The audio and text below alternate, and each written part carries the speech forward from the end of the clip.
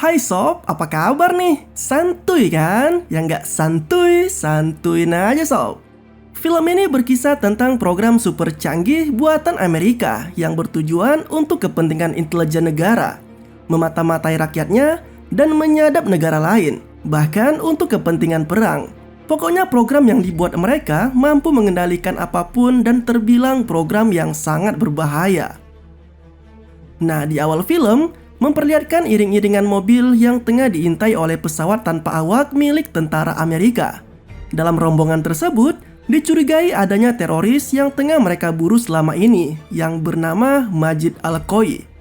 Seolah tak ingin gegabah, tentara Amerika juga menggunakan beberapa alat canggih, mulai dari penyadap gelombang radio hingga memata-matai target dari udara. Ketika target telah dipantau dengan begitu akurat, sempat terjadi sedikit konflik di markas pusat. Pasalnya, target yang telah mereka kunci ternyata tengah mengikuti prosesi pemakaman. Dan serangan yang dilakukan ke sana justru akan melanggar konvensi Geneva yang mengatur tentang perang. Apalagi dengan tingkat kecocokan yang hanya 51% untuk target tersebut. Seharusnya sudah menjadi alasan yang kuat untuk membatalkan misi penyerangan mereka. Akan tetapi, atas dasar rekomendasi dari Presiden, alhasil misi penyerangan pun tetap dilakukan. Hanya dalam waktu 10 detik saja, rudal yang dibawa oleh pesawat tanpa awak telah meledakkan semua yang ada di sana. Nah, dikisahkan seorang pemuda bernama Jerry. Ia merupakan penjaga di sebuah tempat fotokopi yang sepertinya tengah terjerat masalah keuangan. Hingga tibalah saat dimana ia mendapat telepon dari ibunya yang mengabarkan soal kepergian saudara kembarnya, yaitu Ethan. Jadi si Jerry ini punya saudara kembar gitu cuy. Pemakaman dilakukan dengan prosesi militer, mengingat Ethan merupakan anggota Angkatan Udara Amerika. Dan ia nampak sangat berprestasi dengan semua koleksi trofi yang memenuhi kamarnya. Sangat berbeda dengan Jerry yang bahkan ia pun memilih keluar dari Universitas Stanford dan menjadi orang yang biasa-biasa saja. Di tempat yang berbeda, terlihat seorang wanita bernama Russell yang sedang sibuk mempersiapkan perbekalan anaknya yang akan melakukan perjalanan menggunakan kereta menuju ke Kennedy Center, sebuah tempat di Washington DC di mana anaknya yang bernama Sam diketahui akan mengisi pertunjukan musik bersama band sekolahnya di hadapan para petinggi negara di sana. Di stasiun kereta, mereka disambut oleh guru yang akan mendampingi anak-anak. Serta terlihat juga sesosok pria yang diketahui merupakan mantan suami Russell. Di tengah keramaian stasiun, datang seorang pria paruh baya yang terlihat aneh. Ia seperti tengah mengikuti instruksi entah dari mana, dan dengan cepat mengambil tas milik Sam yang berisi trompetnya. Jerry yang tadi sempat menolak uang pemberian ayahnya, kini menemukan sebuah cek bertuliskan $1.000 di tasnya. Meski awalnya ragu, namun ia tetap mengeceknya di ATM. Dan secara mengejutkan, bukan hanya $1.000 yang ia dapatkan, tetapi ada sejumlah $751.000 saldo di dalam rekeningnya. Seolah tak percaya, ia pun coba menarik sejumlah uang di rekeningnya. Dan ternyata itu benar-benar nyata. Bahkan uang yang keluar sampai berceceran di sekitar mesin ATM. Masih dengan perasaan yang kacau karena uang misterius yang masuk dari rekeningnya, kini Jerry kembali dikagetkan dengan banyaknya kotak-kotak besar di dalam kamar apartemennya. Yang diketahui di dalamnya terdapat banyak senjata, lengkap dengan peluru dan bahan peledak. Sejumlah paspor yang berisi identitasnya pun ditemukan di kamarnya. Tak lama kemudian, ponselnya berdering dengan nomor tak dikenal, dan di sana terdengar suara seorang wanita yang memberitahukan bahwa dalam waktu kurang dari 30 detik akan ada FBI yang datang, dan ia harus segera meninggalkan gedung tersebut. Suara itu juga menyuruh Jerry agar segera ke stasiun kereta untuk mendapat panduan berikutnya.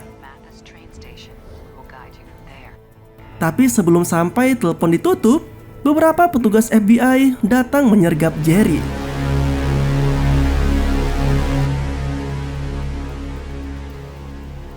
Nah, di kantor FBI, Jerry diberi sejumlah pertanyaan oleh Tom Morgan yang merupakan anggota dari pemberantas terorisme yang menyelidiki kasus yang menimpa Jerry.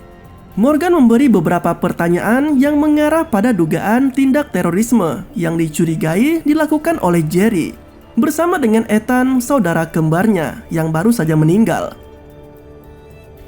Sementara di sebuah bar, Russell yang tengah menikmati malam bersama teman-temannya harus terganggu karena ada panggilan telepon misterius dengan suara yang sama, seperti yang didapat Jerry sebelumnya. Dalam sambungan telepon itu, sosok misterius memberi arahan pada Russell untuk segera menuju ke sebuah mobil yang telah disiapkannya, dengan mengancam nyawa anaknya sebagai taruhannya. Sontak ia pun segera menghubungi polisi untuk melaporkan ancaman tersebut. Namun sial, telepon itu mati begitu saja dan kembali memperdengarkan suara misterius yang menyebut jika teleponnya telah disadap dan kembali memberi ancaman kepada Russell jika tidak mengikuti perintahnya. Kembali ke kantor FBI, terlihat Joe Perez yang merupakan anggota investigasi khusus Angkatan Udara.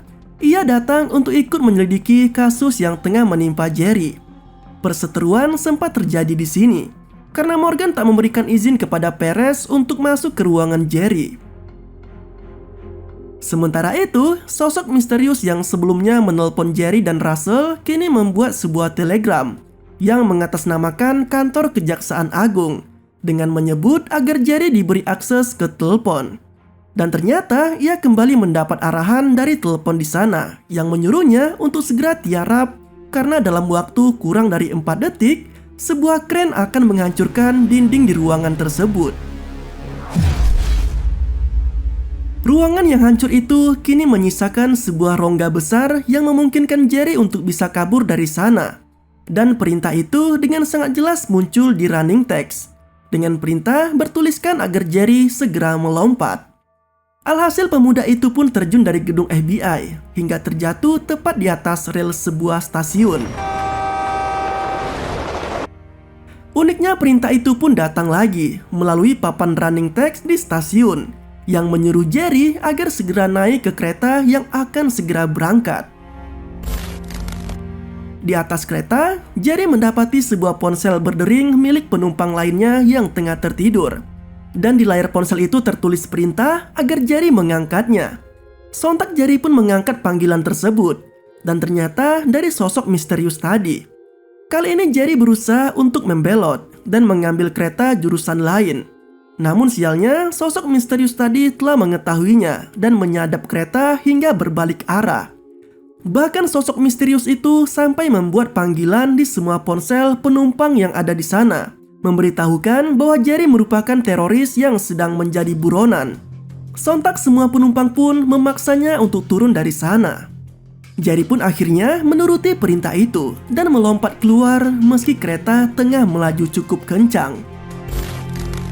Ia kini masuk ke sebuah mobil yang ternyata di dalamnya sudah ada Russell, yang sebelumnya juga hanya mengikuti perintah dari sosok misterius yang sama. Di sini sempat terjadi perdebatan di antara mereka, namun akhirnya keduanya menyadari bahwa mereka tengah berada dalam sebuah perintah dari sosok yang mengancam mereka, dan tidak diketahui siapa sosok di balik itu. Siapapun itu, yang pasti dia memiliki kendali penuh terhadap apapun, baik itu internet, jaringan seluler, CCTV, dan semua teknologi yang terhubung ke internet. Dan kini keduanya berada dalam pengejaran oleh pihak polisi. Dalam aksi kejar-kejaran itu, Jerry dan Russell perlahan mulai menyadari bahwa semua yang sedang mereka lalui seperti sudah direncanakan. Bahkan beberapa lampu merah pun mendadak berubah menjadi hijau, tepat ketika mobil mereka melintas di sana. Termasuk dengan sejumlah kecelakaan yang menyingkirkan beberapa mobil polisi yang sempat mengejar mereka. Akhirnya mobil mereka pun dijatuhkan ke laut yang dikendalikan oleh sosok misterius tadi, dan mereka mendarat di sebuah kapal sampah. Sementara pihak kepolisian dan FBI masih sibuk mencari keberadaan Jerry dan Russell. Di tempat lain, militer Amerika tengah menguji penemuan baru mereka yang diberi nama hexamethylene. Butiran kecil layaknya kristal yang daya ledaknya bahkan bisa mencapai 80 kali lebih dahsyat dibandingkan C4. Dan hanya dibutuhkan suara berfrekuensi khusus untuk menjadi pemicu ledakannya. Dengan ukuran kristal ini, daya ledaknya bisa mencapai seluas lapangan sepak bola. Diketahui juga bahwa penemuan tersebut mulai didistribusikan hingga 200 unit ke markas Angkatan Udara Amerika.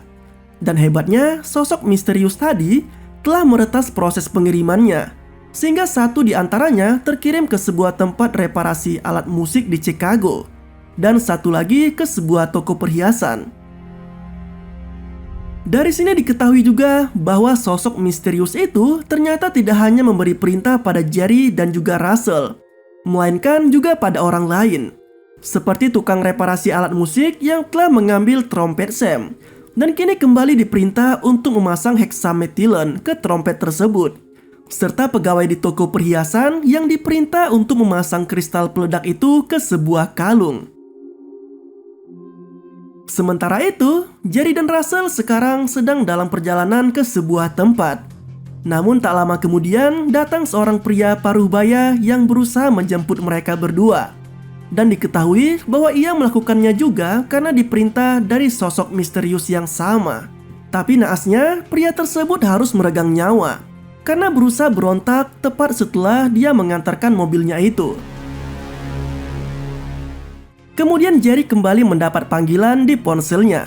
Dan kali ini ia diperintahkan untuk melanjutkan perjalanan bersama Russell ke Indianapolis dengan waktu yang telah ditentukan. Setibanya Jerry dan Russell di lokasi, mereka kembali mendapat perintah. Dan kali ini keduanya harus mengambil koper dari anggota militer di tempat tersebut. Kontak senjata pun sempat terjadi, namun untungnya tidak sampai ada korban jiwa di sana. Sekarang keduanya harus berlari menghindar dari kejaran petugas tadi dengan mengikuti serangkaian petunjuk yang diberikan oleh sosok misterius melalui sejumlah penanda jalan yang ada di sana. Hingga tibalah mereka ke sebuah bus yang berisi rombongan turis asing. Di sebuah tempat perbelanjaan, ketika Jerry menolak untuk menuruti segala perintah lagi, ia disadarkan bahwa identitasnya lengkap dengan semua aktivitasnya selama ini. Begitu juga dengan milik Russell yang semuanya sudah disimpan oleh sosok misterius itu. Tak hanya itu, kini mereka juga menyadari bahwa sosok misterius di balik semua perintah itu merupakan sebuah sistem komputer yang bisa berpikir sendiri dan mengendalikan banyak hal di dunia ini.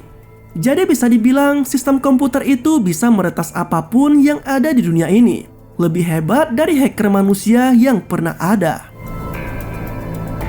Di markas Angkatan Udara, Perez langsung memberi perintah untuk membekukan semua barang peninggalan dari mendiang Ethan untuk urusan penyelidikan. Hingga ia pun menemukan adanya sedikit kejanggalan, terutama saat ia akan mengakses ke sistem keamanan dari militer Amerika. Tak berlangsung lama, Perez dijemput oleh anggota militer lain untuk ke Pentagon menghadap Callister, sosok yang menjabat sebagai Menteri Pertahanan Amerika. Di tempat tersebut, ia disambut baik oleh Callister hingga mendapati fakta bahwa baru-baru ini telah datang 200 ancaman dari teroris, tepat setelah kematian Ethan. Untuk pertama kalinya juga, Perez akhirnya masuk dalam tim penyelidikan langsung di bawah perintah Menteri Pertahanan Amerika, sekaligus mengetahui adanya program bernama Eagle Eye yang disambut oleh William Bowman sebagai mayor di tempat tersebut. Di tempat itu juga Callister mengenalkan ARIA kepada Perez. ARIA merupakan kependekan dari Autonomous Reconnaissance Intelligence Integration Analyst atau piranti otomatis yang selama ini digunakan untuk membantu Pentagon dalam menganalisis data, menemukan pola, memprediksi gerakan musuh, hingga kepribadian dari sosok yang mereka mata-matai. Jadi program Eagle Eye yang bernama ARIA tadi merupakan teknologi buatan Amerika untuk memata-matai segala jenis apapun itu. Jadi program tersebut sangat-sangat canggih dan mampu berpikir sendiri. Callister juga menyebut jika ARIA merupakan proyek percobaan dari Pentagon dan diharapkan bisa mulai efektif dioperasikan dalam waktu dekat. Dari Bowman juga diketahui bahwa petugas yang menjaga Eagle Eye merupakan anggota terpilih, termasuk dirinya dan Ethan. Hanya saja, Ethan telah tewas tepat ketika ia meninggalkan tugasnya 3 menit sebelum jam kerjanya usai. Kembali ke Jerry dan Russell, di ruangan yang terdapat banyak layar monitor itu, Jerry mendapat banyak kenangan bersama Ethan dan mulai menyadari apa yang sebenarnya terjadi. Meski sempat menolak perintah dari sosok misterius itu, namun sekarang keduanya harus berbelanja pakaian dan mengganti penampilannya. Setelah itu, perjalanan kembali dilakukan menggunakan bus menuju ke bandara. Dan di sana ternyata ada sosok pria gemuk yang memberi mereka tiket perjalanan. Pria gemuk itu nampaknya juga telah mendapat perintah yang sama dari sosok misterius, yang ternyata sosok tersebut adalah Arya, program Eagle Eye buatan Amerika sendiri, yang mana saking terlalu canggih program tersebut ingin berdiri sendiri dan melakukan apapun sesuai dengan keinginan dasar dari penciptaan dirinya, yaitu melindungi segala jenis ancaman bagi Amerika Serikat. Dan hal itu nampaknya telah disalahartikan oleh Arya sendiri. Tak sampai di situ, Arya juga kembali melakukan aksinya dengan meretas kamera pemeriksa barang, sehingga koper yang dibawa Jerry terlihat berisi barang yang tidak berbahaya dan membuatnya lolos dari pos pemeriksaan di bandara. Morgan yang saat itu juga sedang melacak keberadaan Jerry berhasil menemukannya dan terjadilah aksi kejar-kejaran, hingga akhirnya membuat Jerry dan Russell kini harus menumpang di bagasi pesawat. Kotak yang selama ini dibawa Jerry ternyata berisi 2 buah suntikan obat jantung. Ia dan Russell diperintahkan untuk menyuntikannya ke tubuh mereka masing-masing, yang tujuannya adalah untuk meredakan detak jantung dan mengurangi kebutuhan oksigen selama perjalanan, agar keduanya tetap selamat sampai tujuan. Di Eagle Eye, Perez menemukan adanya kejanggalan dari video rekaman Ethan tepat 3 menit sebelum kematiannya, yang ternyata memperlihatkan adanya sandi Morse yang dibuat olehnya. Hingga ia dan Bowman menyadari ada yang tidak beres di sana. Terlebih dengan Arya yang memaksa menghapus rekaman video Ethan tadi. Bowman pun mengajak Perez untuk menuju ke tempat lain yang diyakini tidak bisa dilacak oleh Arya. Dan kali ini mereka menemukan adanya memory card yang sengaja disembunyikan oleh Ethan karena alasan tertentu. Dan ternyata itu berisi rekaman Arya yang mulai menunjukkan adanya keanehan dalam sistemnya. Perez yang menyadari fakta sebenarnya tentang Ethan dan kejanggalan dari sistem Arya pun kini bersama Bowman dan Callister mulai memutar ulang video rekaman yang sempat disimpan di memory card Ethan.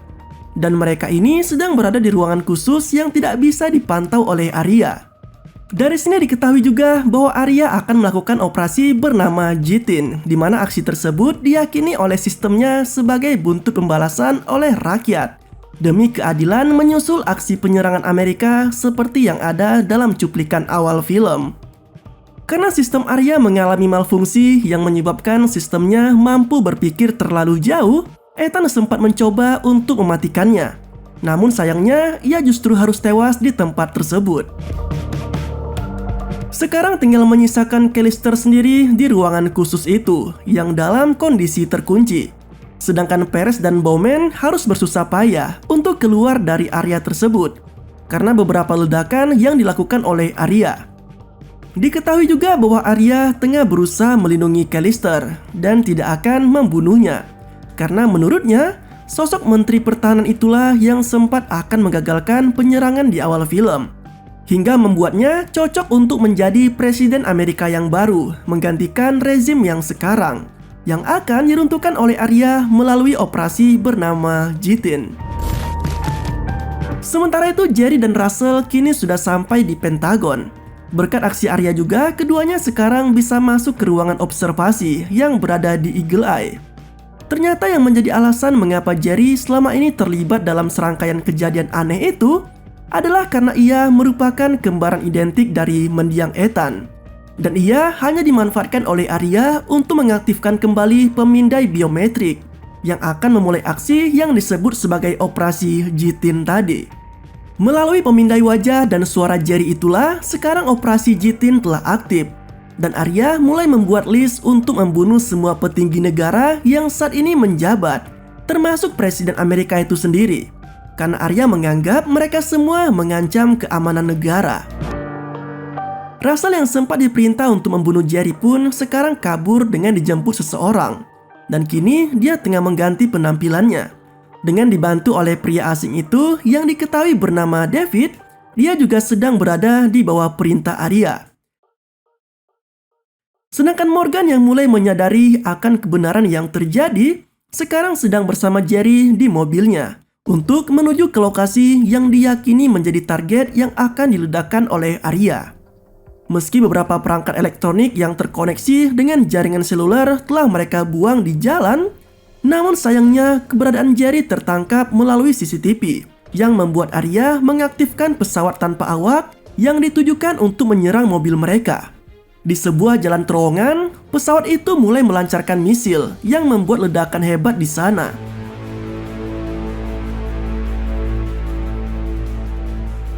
Hingga akhirnya Jerry berhasil lolos. Meski Morgan mengorbankan dirinya dengan membuat pesawat tanpa awak itu hancur di sana.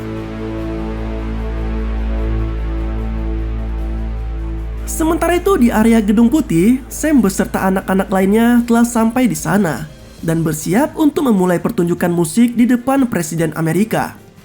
Sementara Russell juga mulai memasuki gedung tersebut dengan mengenakan kalung yang telah diberi hexamethylene. Masih ingat kan?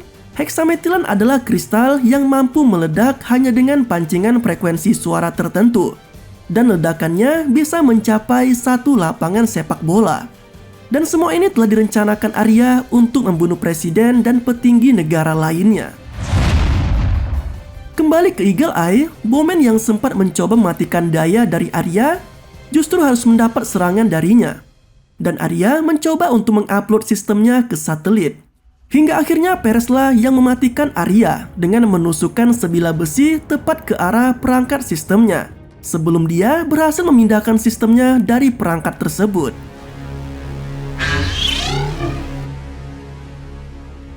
Di tempat pertunjukan, presiden beserta semua petinggi Amerika telah berkumpul dan pertunjukan musik pun dimulai. Sedangkan Jerry yang sempat berkelahi dengan penjaga di sana kini mulai memasuki ruang pertunjukan dengan mengenakan seragam lengkap ala penjaga. Kemudian tepat ketika musik sudah mendekati notasi balok yang menjadi pemicu ledakan dari kristal tersebut, dan di saat itu pula Jerry menembakkan pistolnya ke atas beberapa kali untuk menghentikan musik yang ada di sana. Alhasil, hexamethylene pun tak jadi meledak. Pengunjung berhamburan dan beberapa petugas keamanan menembaki Jerry yang dikira sebagai penyusup. Nah, kini program Eagle Eye pun digagalkan dan beberapa orang mendapat penghargaan atas keberanian mereka dalam membela negara, seperti mendiang Ethan dan Morgan, Perez, serta Jerry yang ternyata berhasil selamat meski sempat mendapat beberapa kali tembakan. Di akhir film memperlihatkan Jerry yang datang ke acara ulang tahun Sam dengan membawa hadiah untuk anak tersebut. Sementara Russell terlihat sangat senang karena pemuda itu datang dan mengingat ulang tahun anaknya. Dan film pun berakhir dengan begitu santuy. Program yang diharap dapat membantu mengamankan negara dan memata-matai negara lain akhirnya menjadi bumerang untuk mereka sendiri. Karena terlalu canggih dan dapat berpikir sendiri, program buatan Amerika itu mencoba untuk membunuh presiden dan seluruh petinggi yang ada di negara itu karena dianggap menjadi ancaman untuk Amerika. Program super canggih Eagle Eye yang bernama Arya itu jika dibiarkan maka akan mengendalikan manusia. Bahkan tanya itu, satu dunia pun dapat dikendalikannya. Jadi bisa dibilang dia adalah program buatan Amerika yang sangat berbahaya pada film ini. Film ini sangat cocok sekali menemani kalian di kala santuy maupun di kala yang tidak santuy. Terima kasih telah menonton video ini sampai habis. Sehat-sehat selalu dan sampai jumpa pada video selanjutnya. Yoi banget gak tuh?